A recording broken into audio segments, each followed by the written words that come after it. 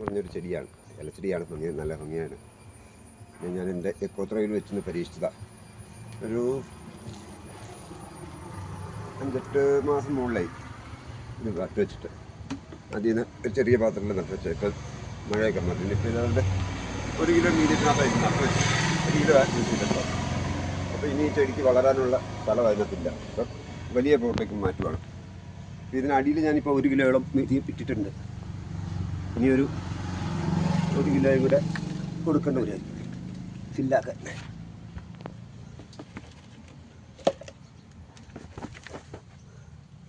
ആ 1 കിലോയൊന്നും വേണ്ട,